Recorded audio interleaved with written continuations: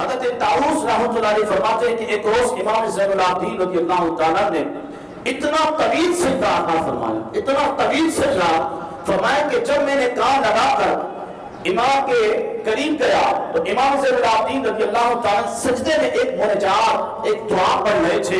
وہ دعا کیا تھی، یا اللہ عبدو کا بفنائی کا، مسکینوں کا بفنائی کا، فقیروں کا بفنائی کا، سائلوں کا بفنائی کا. یہ امام زین العابدین رضی اللہ تعالیٰ رب کی بارگاہ میں سجدے میں اس انداز میں دعا فرما رہے تھے، اے اللہ میں تیرا بندہ، عبدو کا بفنائی کا، میں تیرا بندہ فنا ہوں، فقیروں کا بھی فنائی کا، میں تیرا بندہ فقیر ہوں، سائلوں کا بھی فنائی کا، میں تیرے در کا سوالی ہوں. امام زین العابدین رضی اللہ تعالیٰ مناجات فرما رہے تھے.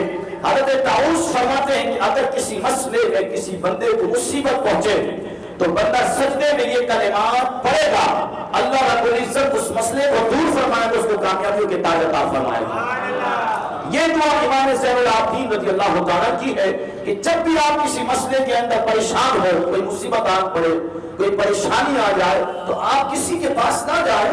آپ کو اہل بیت اطہار کی زندگیوں سے وہ چیزیں ملیں گی جو آپ کو کہیں اور سے نہیں ملیں گی. امام زین العابدین رضی اللہ تعالیٰ سجدے میں دعا فرما رہے ہیں، یا اللہ عبدو کا بفنائی کا، سائلوں کا بفنائی کا، فقیروں کا بفنائی کا، مسکینوں کا بفنائی کا.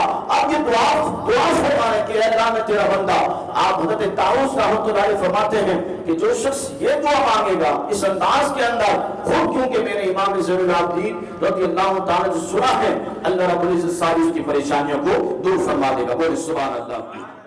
دیکھو دیکھو کون آیا محمد عربی کا دین.